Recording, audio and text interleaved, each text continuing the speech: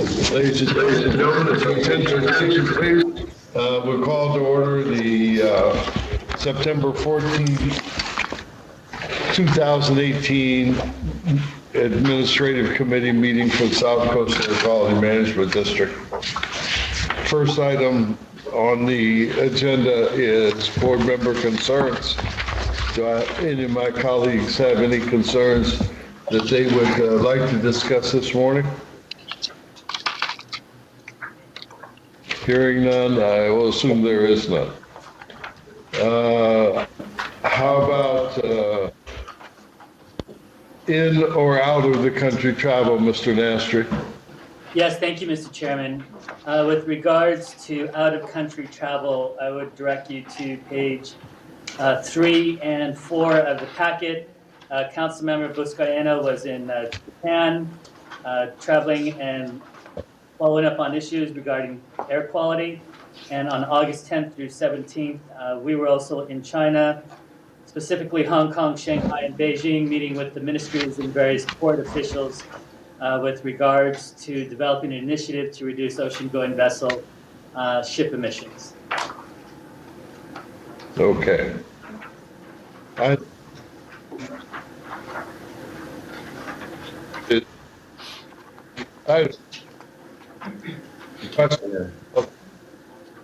Our board agenda for. Breaking up, Dr. Burke. We didn't. I'm sorry? You were breaking up. Try again. We didn't hear you. I'm breaking up? You're okay I now. can't hear you either. So. Yes. Can you hear me now? We can hear you now, yes. Okay. Yeah, or 20 maybe.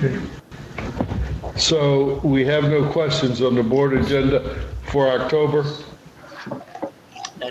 None here? How about, do we have any compensation for any board member assistants?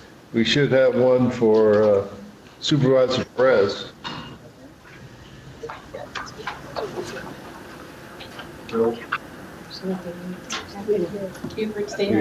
I don't think we've processed it as of yet, and then Buford is continuing on, Mr. Chairman.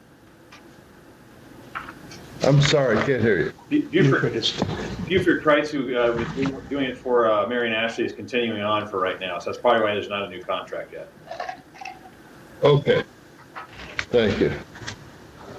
Okay, Sunjata, you're 678.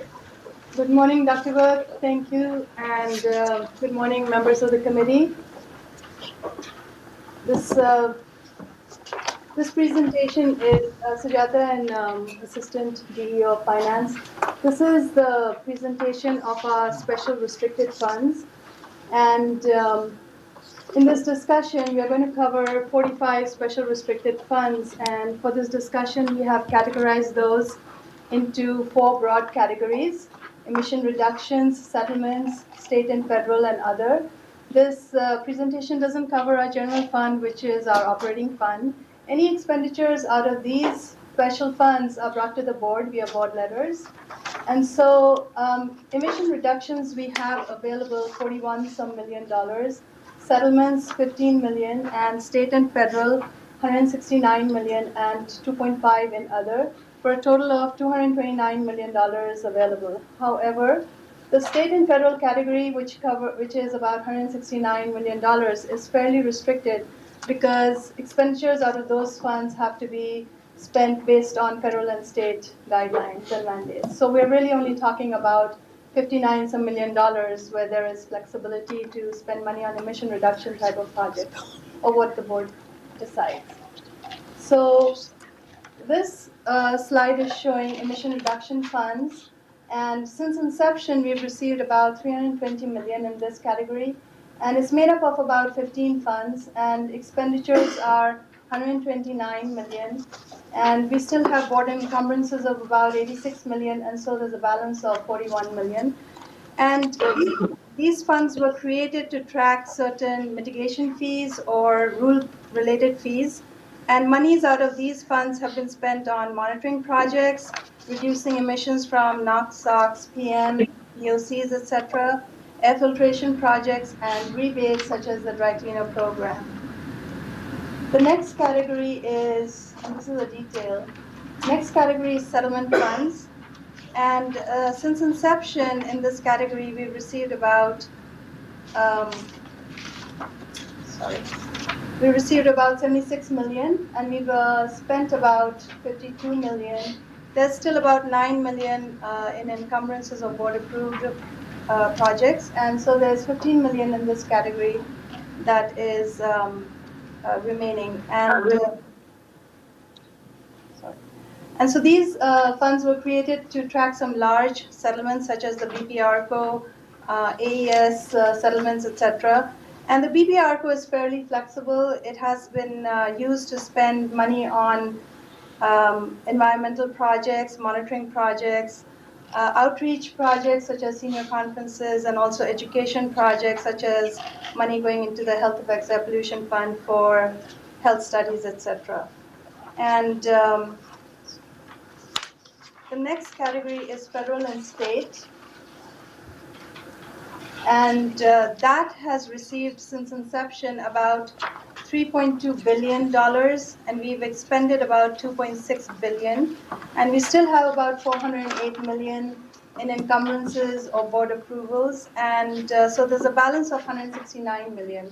Now, an example of these funds is Carl Moyer, Clean Fuels, AB 134, MSRC, etc. And just those 4 or 5 top categories make up the 169 million.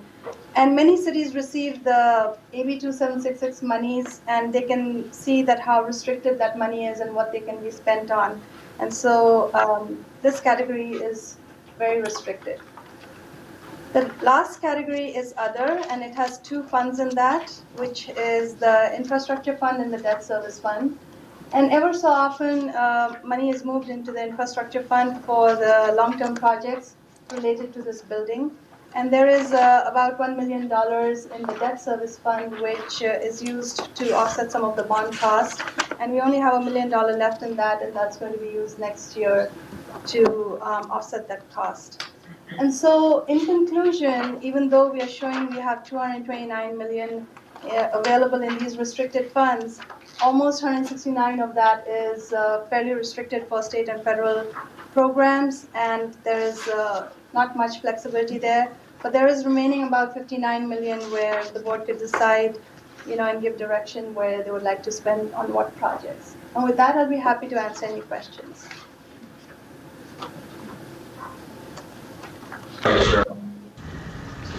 Sujata, can you go back to the slide where you have the federal fund? Yes, Dr. Burke, you can.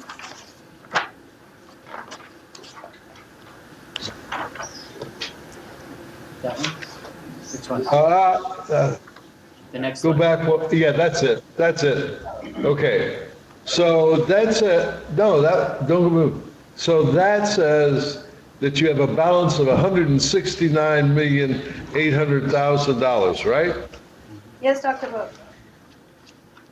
So that's cash? Yes, Dr. Burke. So I ask this question every 4 or 5 years. I always get the same answer. So how much interest does that produce? So, Dr. Burke, right now, all this money is in LA County. That is our treasurer, and we are getting approximately 1.8% interest on that. So how much is that in dollars? It's about 2 million. 2 million. 2.9 million dollars a year. I'm sorry? How much? About 3 million per year. About $2 million? $3 million. What do we do with that money? So, Dr. Burke, the interest, when it goes with the restricted funds, it's supposed to be spent on those programs. Is it? Yes, it is. Ever so often you will see in board letters, the projects will include that interest money to be spent on those projects. Those are in the state guidelines. because I've been here 20, now almost 28 years, and I've never seen one time a request for additional funds in one of those government programs come to the board. So who makes a decision on who spends the money and how it's spent? Dr. Burke, like there will be board letters related to, say, Kalmoya programs, and the interest is taken into consideration, and that extra interest is spent on, the purchase of, spent on bus, incentivizing buses, etc. So that interest is reported to CARB also, that it's being spent. But the board makes the decision through the board letter that's presented Yes. through the various projects, Dr. Burke. Have you ever seen one, Wayne? That includes the interest? Yes. I think what Sujata's saying is that it's just automatically rolled into it. There's not a separate realization or a separate board letter I see. receiving those So it's not funds. identified as this is interest. Yes. It's just identified as this is money. It is identified sometimes in the board letter, it will say we're using that much of interest money. Dr. Burke, sometimes in the board letter, it will identify how much of the interest is being used to, for that particular contract or what have you. Excuse me, Dr. Burke. On the coming agenda for October, on page 5, there is one board item that does refer to the fact that some of the money is coming from interest on the BP ARCO settlement fund. As Sujata was saying, it's not necessary to point that out because the interest goes for whatever purpose the special fund goes for, but on occasion, the board letters do point that out. Dr. Burke? I know, Barbara, what you said probably answered my question, but the audio here is not so hot today. So I'm just going to have to take your word for it, okay? I can send you an email later then. Okay, well, did you understand her? Have them put a mic fire. Oh, so, Robert's gonna do it right now. Have her repeat. So can you hear better now? oh yeah, I hear you perfect now. Okay, so. You said in October. Yeah, as part of the board agenda for October, which is included in this administrative committee packet, we have page 5 that includes a number of items that the board will be approving.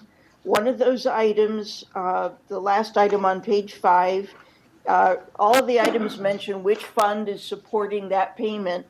In this case, there is a mention that some of the money is coming from the BP ARCO settlement fund interest earnings. As Sujata was saying, it's not necessary to make that distinction because the interest is spent on the same item as the refund from which it comes, but there are occasions when it's mentioned that it is interest money being spent. But Barbara, my recollection is that the BP ARCO money is not a federal money. That was our money acquired through a lawsuit. Yes, you're correct, Dr. Burke. I was just noting that sometimes we do mention interest in it, on these funds. Yeah.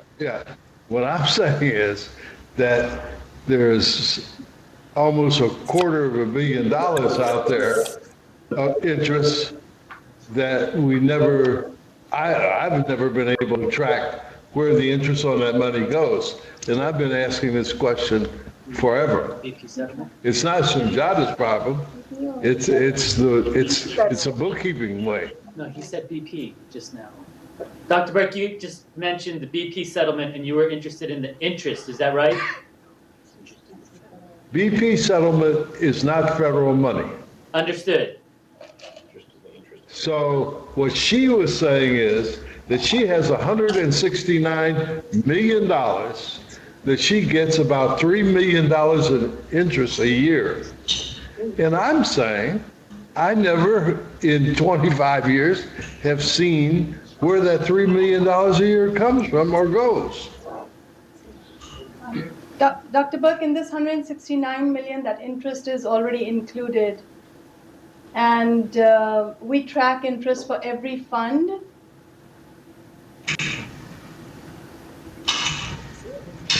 Well, Mr. Chair. let me ask, because I'm not going to belabor this, but I already have. So, but it's like fly paper. Once you touch it, you stuck with it. Is the BP ARCO money in that $169 million? No, Dr. Berg, that's in the previous category that I described, the settlements. It's the fund, Okay. that's showing in that one. Okay, well, let's move on, but you understand my concern that, $3 million a year in income that nobody, it just kind of floats in and out. I would think that we'd want to know where that money was, goes. So Sujata, in regards to Dr. Burke's concern and how we say sometimes we do it, but it goes in, let's just call out interest as a line item for each one so that we can see it all the time. Yes, we Okay. can do that. All right. Okay. Will that help, Dr. Burke? Great. Okay, great. That's it. Thank you. Thank you.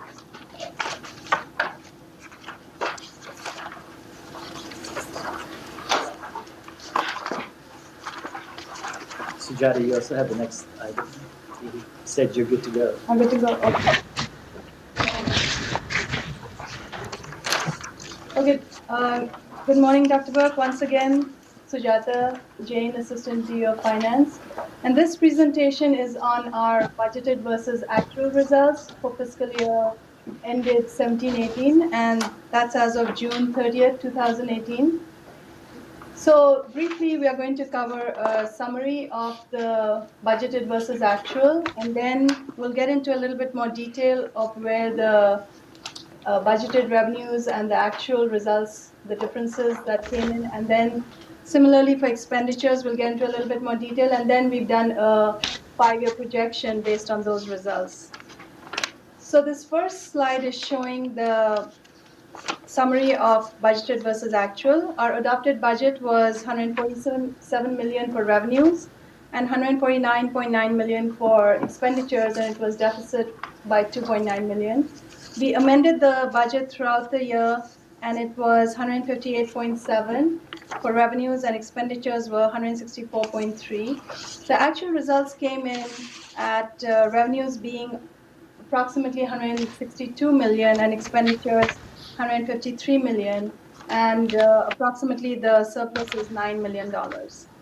So when we get into the detail of revenues, this is some broad categories of revenue. Emission reduction, annual operating and permit fees together are stationary source fees.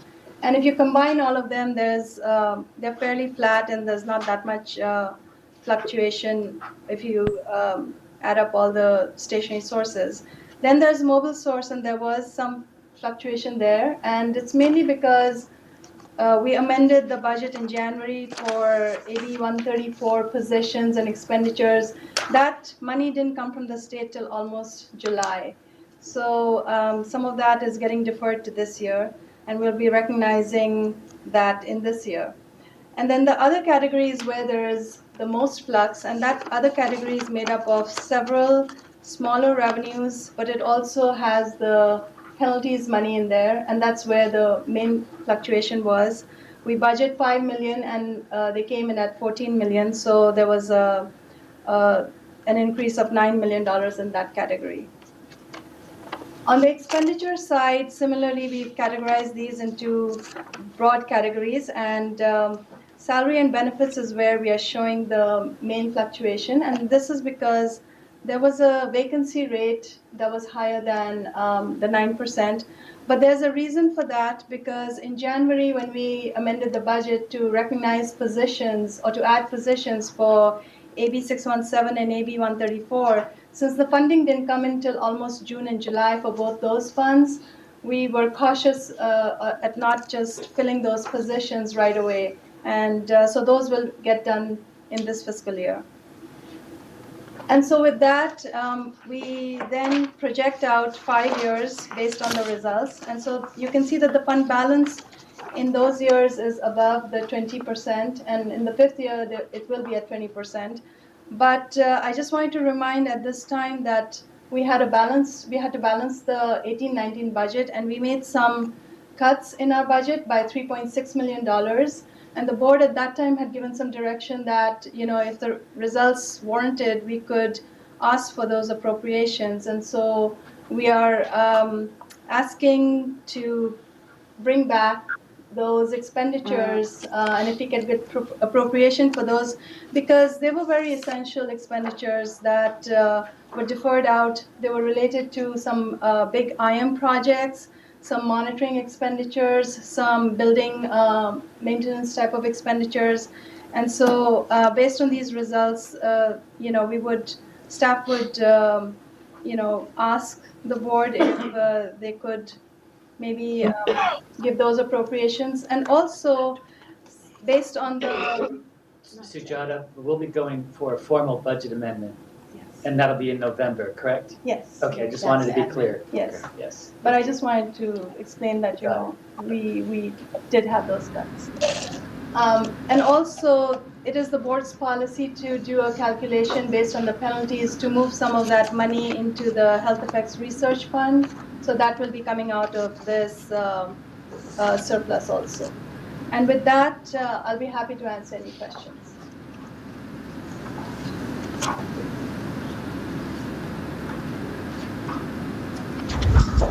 All right. Anybody have any questions from that presentation? Yeah, I have a couple quick questions. Okay. So, Jada, you mentioned coming back and bringing back those items we pulled out of the budget. I guess I'm a little cautious or leery of doing that when looking out in the year 1920 and seeing we're going to start spending down another $6 million into our reserves. Is that projected in this already, or are we adding to this? The stuff that we cut out? Right. No. So it's not in here right now? So what would this look like if we put that stuff back in? We're now talking below 20%, So 3 years out, 5 years out? If we put back the $3.6 million that we had cut out, the 20% that's showing in the fifth year, it will probably come down to about 17%. And in our budget right now that's published, it's about 15%. So it will still be a little bit better. But its fifth year is pretty far out, and it really depends on what goes on, the first, second year. So yes, it will not be 20%, but I think what we had shown in the budget was a little bit less percentage than this. And I would say the perception is we're optimistic that we can control that number. I mean, the revenues were greater than we had, the savings were greater than we anticipated. That's really the model we want to utilize going forward. Sure. And I think that the board's desire to keep a really close track on the budget, and the way that we try to do the balanced budget really gives us that opportunity to come back. And so you still have a lot of time before we get to year 5. And I think that when you're looking at that year 5, it's sort of a rolling, right? Yes. So we have the ability to impact year 5 way before we get there. Very good. Thank you.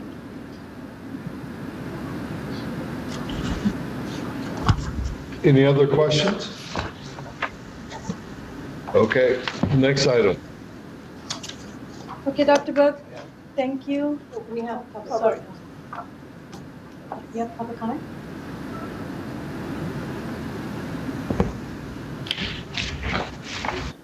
Here, do you have public comment, Mr. Chair?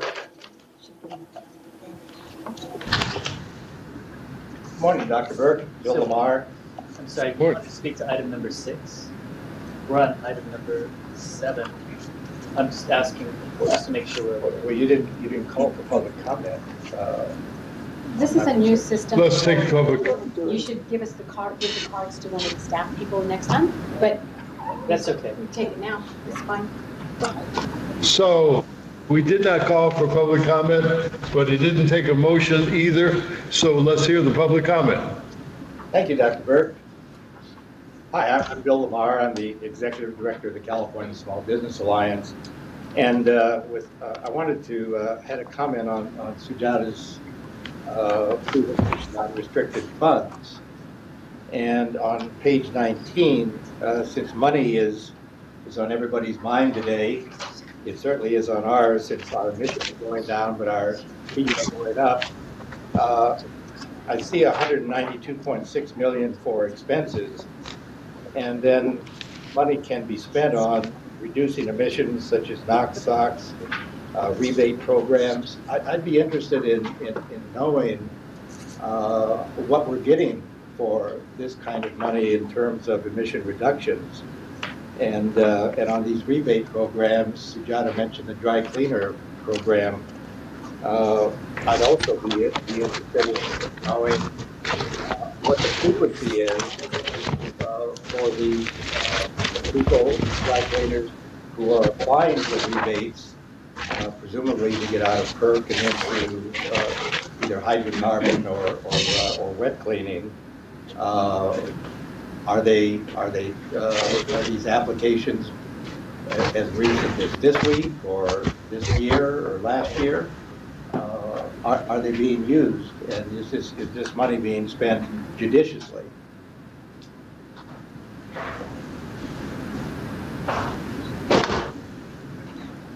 Would you like to respond to that, Wayne? Yeah, so, Sure, Dr. Burke, thank you. so regarding the, I know it's being spent judiciously, but so regarding the dry cleaner grant program, as 2020 approaches, when the date that they're supposed to come into compliance, we've seen an uptick in the number of applications, especially last year and again this year. Can't give you the exact number. I know I signed off and Peyton signed off. I recall 4 or 5 so far this year. So those actually, some years we didn't get any applications. We'll see an uptick in that as the date comes closer. and then in terms of emission reductions of bacteria pollutants here at least, what are we talking about? I'm sorry, go ahead, Phil. Yeah, so if you look at the next page, there's each of those funds, Page 20, yes. 26 million, that table. So you can see every fund there and every restriction on each fund. Every time there's an expense here, and this is the life of the fund, right? Yes. So this is over multiple years. Every time an expenditure is made, it comes to the board. That individual board letter will describe precisely how those funds are spent, the emission reductions that may achieve. And Sujata categorized these, but for instance, 52.1 million is in the AB 2588, which is the ongoing operations of our AB 2588 program, which achieves emission reductions, but it supports that program. So every fund is different. And you can see which funds make up that 192. But over the years, these funds have come to the board. There have been requests to the board to spend on certain projects. Many of those, and as that happens, the exact project is known in the emission reductions. But at least that second table gives you where those larger expenditures were. This is an honorable. We still don't have a tonnage, if you will, on emissions reduced for the amount of money spent, though, right? You'd have to go back to each one of You have them. to go back to and add that up. each project, each proposal on each fund. But So it is. It is in the documentation, it's not within this presentation. We could point you in the right direction. Good, yeah. Sure, we can do that. And I'm not criticizing your presentation, you only get so much on a PowerPoint slide. Yeah, can't put it in most of them. Right. Okay. Thank you, if you would. Any other public comment? Thank you very much, Bill. Your next item, Sanjata? Thank you, Dr. Burke. This item is to get board's approval to release RFPs and RFQs, and these are mainly for IM projects, both of them. With that, I'll be happy to answer questions. May I have a motion on the RFPs? Move approval? Second. Sorry, there's no motion required. We have a motion and a second. Would the clerk call the roll? Mr. Chair, we don't actually need a motion on this one, sir. Says motion. It says motion required. I'm just going by what it says. The no is on the line before. Yeah, the print kind of makes it a little confusing, but the no's on the line before. Oh, okay. Yeah, right. Yeah, right. The no is up above it. We'll have to look out for that in the future. We'll work on that. Okay. Cancel the motion.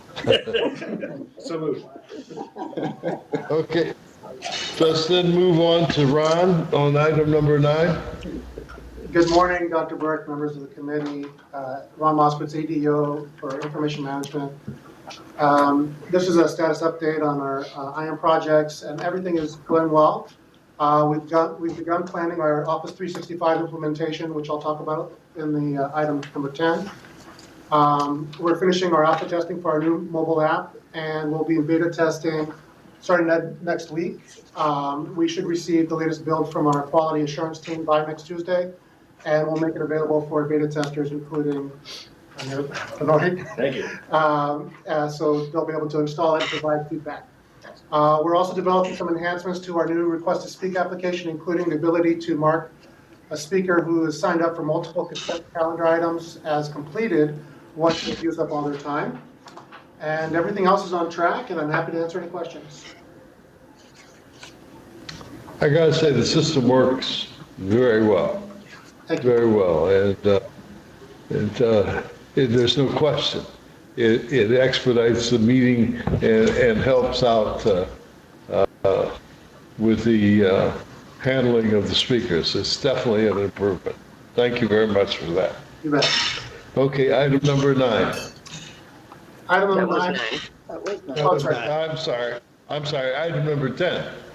Mr. Chairman, Yes. Mr. Chairman, I have a financial interest in Microsoft that may be materially affected by a decision on this matter. So I'm going to recuse myself from this item, and I've been advised by counsel that I need to leave the room, and I'll return when you're finished with this. Denny is here, who can provide the item, so I will leave the room at this point. Thank you. Is that a security guard they have there with you?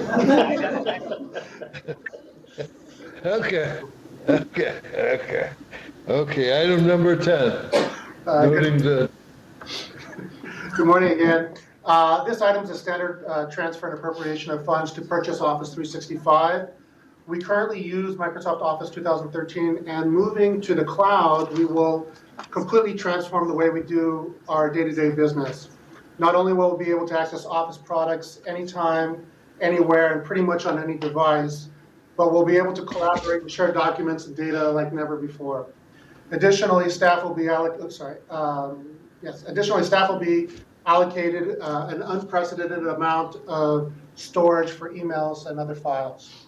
Sufficient funding is available in the budget, and subsequent years will be requested and budgeted appropriately, and I'm happy to answer any questions. Any questions? None here, I'll make I the have a motion. motion. Move approval. Second. We have a motion and a second. Would the clerk call the roll? Mayor Benoit? Aye. Dr. Parker? Aye. Dr. Burke? Yes. Motion passes 3-0. Okay. Item 11. Good morning again. This is a standard item to transfer and appropriate funds to support multiple projects currently in development, including our online permitting, Phase 2 modifications, replace your ride web application Phase 3 enhancements, and the security portal system enhancements. Sufficient funding is available in our current budget, and I'm happy to answer any questions. Any questions? None here, I'll move approval. Second. Would the clerk call the roll? Mayor Benoit? Aye. Mayor Pro Tem Mitchell? Yes. Dr. Parker? Aye. Dr. Burke? Aye. Motion passes 4-0.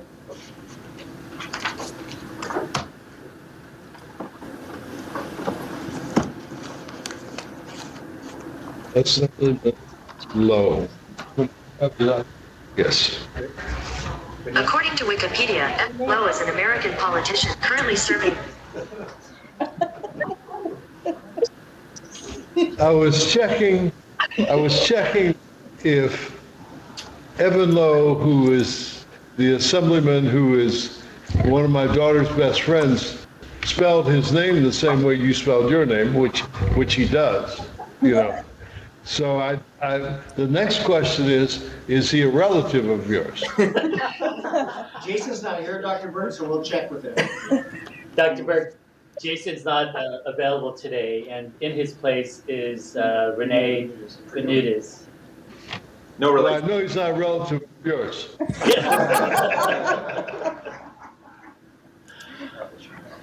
So good morning, Mr. Chairman, members of the committee. I'm Renee Bermudez, the Atmospheric Measurements Manager. So this is a routine item we bring to the Administrative Committee each year. We ask that you recognize and appropriate funds from EPA in the amounts of $794,261 for fiscal year 18-19 and $460,909 for fiscal year 19-20 for PAM's program.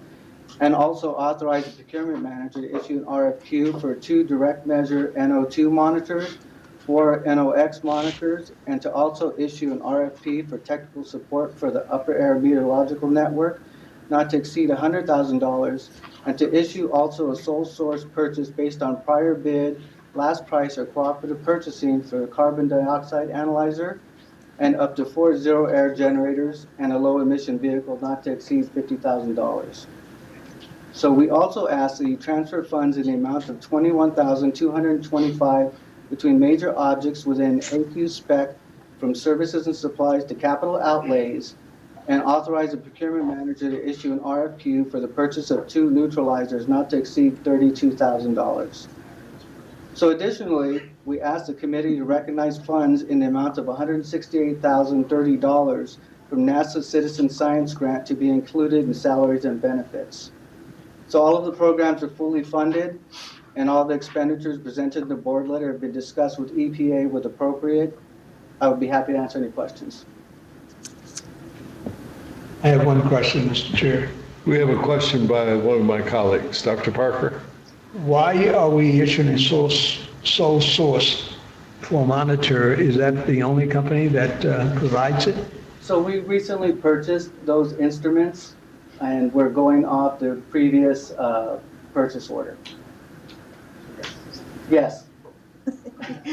They're the only manufacturer, or they're the proprietary technology owner? Yes, they are. Thank you. Okay. Thank you. Thank you. You sound like Dr. Parker there for a minute. Okay. I've been talking to him a lot. This requires a motion. So, Mayor Benoit? I'll move approval. Would you make a motion on it? Sure. Second. Would the clerk call the roll? Mayor Benoit? Aye. Mayor Pro Tem Mitchell? Yes. Dr. Parker? Yes. Dr. Burke? Yes. Motion passes 4-0. Thank you.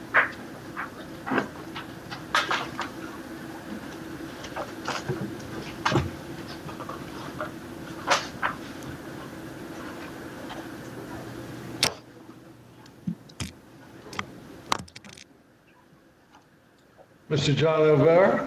Yes, sir. Good morning, Dr. Burke. Good morning, members of the committee. John Olvera, Assistant Deputy Executive Officer for Administrative and Human Resources. Item number 13 is to request approval of a 3-year contract with General Security Service Incorporated to provide armed and unarmed security guard services at district headquarters, as well as other security services on an as-needed basis. GSSI has been in business for over 70 years. They do similar work for other public agencies. They've received the highest score through the RFP process, including the highest technical score. GSSI is a self-certified woman and minority-owned business. The cost for the contract is included in this year's budget and will be included in future budgets. Accordingly, staff is recommending a 3-year contract with GSSI. Happy to answer any questions. Is this the same service that we currently have? It's the same service, but a different contractor, Dr. Burke. This would be replacing if approved, this would be replacing Contact Security, who is our current contractor. So that's a different service? It's a different contract. It's a different provider of the security services that we contract for. And how close did the old contractor come in the, because I was just getting ready to say that over the last year, the security services in the building, I thought, were just superb. They have been, Dr. Burke. In the RFP evaluation, the current contractor was ranked 4th out of 6. And some of that reflected a lower ranking score based on their past experience. We are currently the primary customer of Contact Security, and so when compared to the other proposals who had experience with other public agencies, the panel that evaluated the proposals scored Contact substantially less. There are provisions. Who was on the panels? There were 4 members of the panel, Dr. Burke. Our business services manager, who is responsible for this contract, our risk manager, a facility services technician who coordinates with the security guards on a day-to-day basis, and a senior chemist who is responsible for lab safety. So those are the 4. Have we had any security breaches during the period of this contract? We have not, Dr. Burke. Hey, look, let me not get out in front. I'm having a bad morning. This morning, so I don't want to rain on everybody's parade, okay? But let me ask my colleagues, is it just me, or hasn't the security services in the building been excellent in the last year or so?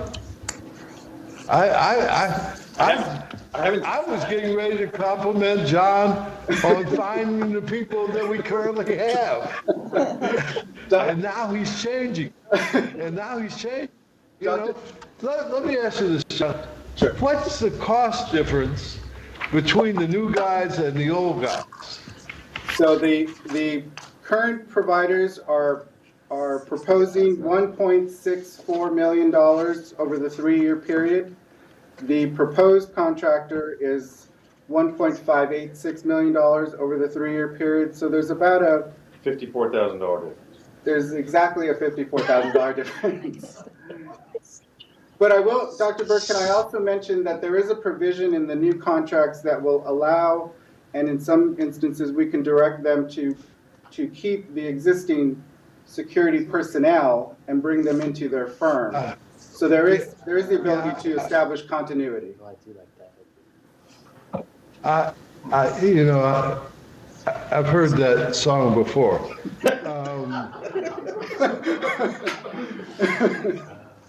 In fact, when I sold my company, they gave me the CD.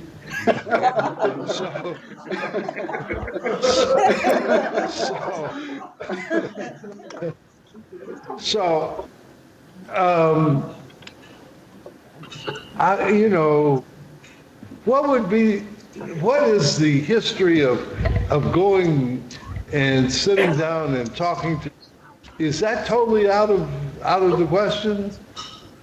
I mean, I don't want to break any law and end up in an orange jumpsuit, because I already did that once this week already. And once a week is enough. So I mean, yes, Wayne. What I was about to say was that the board has the discretion to select someone other than the recommended party if it's in the best interest of the district. Yeah, so in this case, if the board or this committee felt that the experience that Contact Security had specifically with providing security to this agency outweighed the cost differential, then the committee could recommend that that you recommend going forward. I don't want to do that unless my colleagues agree. I don't know these guys from a hole in the wall, okay? If they walked into this room right now, I wouldn't know. So, but I'm telling you, for the last couple of years, I was out at the Dennis Yates retirement ceremony, and I was out there in Chino, and I went to get in my car, and my battery was so low, I couldn't make it home. So I was in panic because I didn't know where I was going to recharge. So I thought to myself, I think I have enough juice to get to the district office. So I started here, and I did get here, and I got here with about 3 miles left on my car. So I hooked up to the charger. Now, it's about 10 or 11 o'clock at night. Now, I guarantee you, most of my colleagues on the board don't know that their entrance card after a certain time at night doesn't work. So you can take your little card and go up to the door if you want to, but you're not getting in, okay?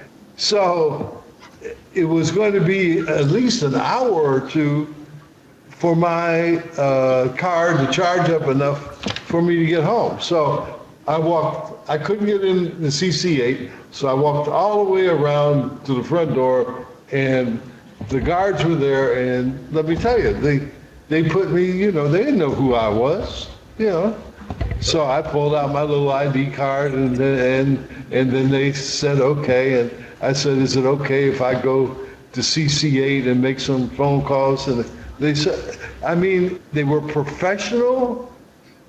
They checked me out at first, and I thought that was appropriate. So I'm not telling you let's reach down to the bottom of the barrel and get some guys that are not qualified here.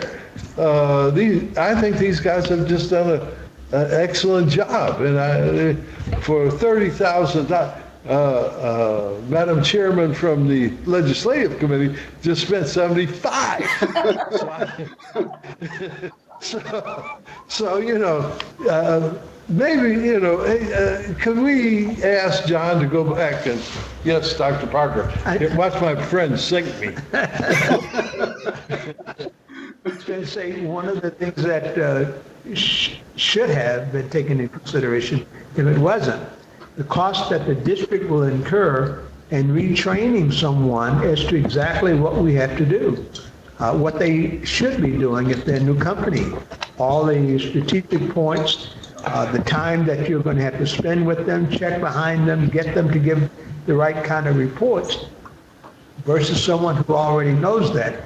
These significant differences is about $20,000 a year, and they basically amount to about $1,500 to $1,700 a month.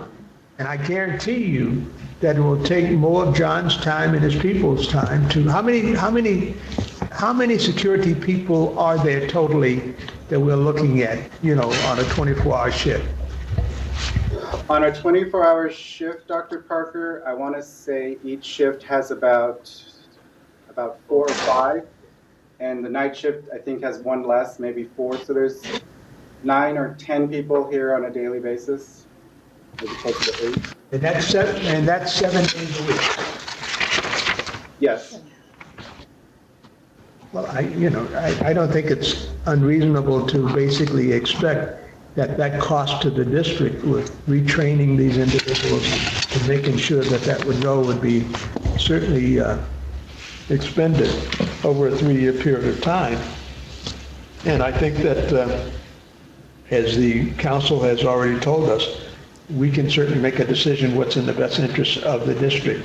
If it was hundreds and hundreds of thousands of dollars and it was reasonable, then, that would be a different kind of concern. But we're satisfied with the people that are there. And the only difference that we're looking at here is $54,000. I don't think that's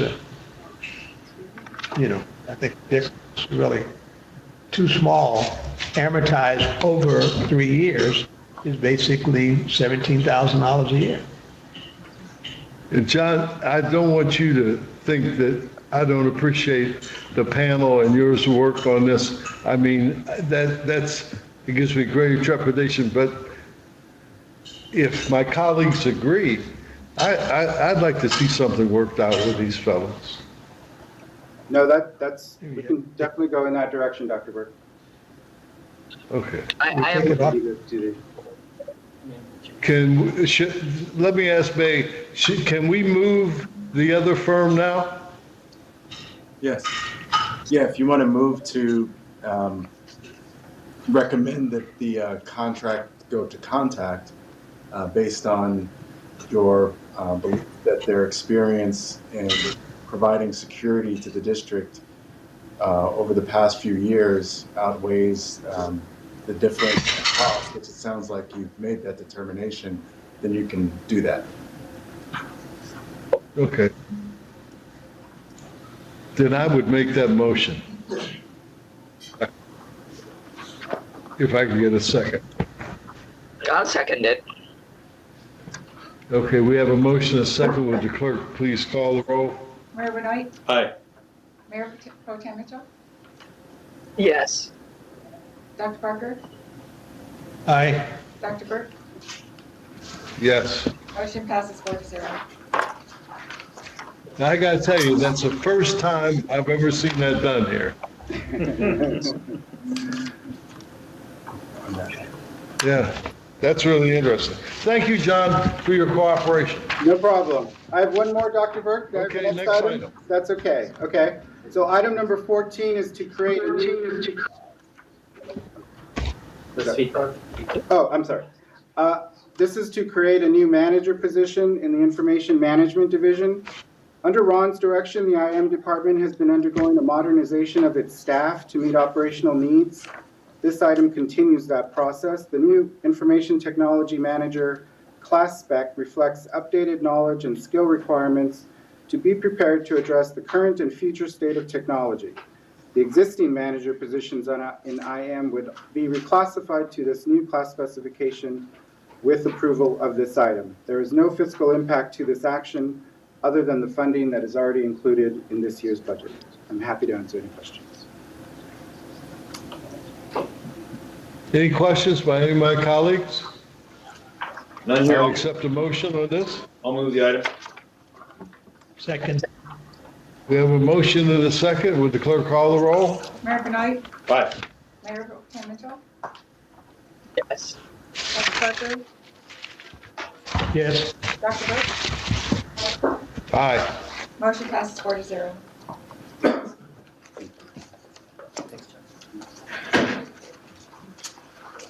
Okay, item 15, we have Mr. Alatorre's famous written report that never requires no motion. Nobody has had a question in 25 years.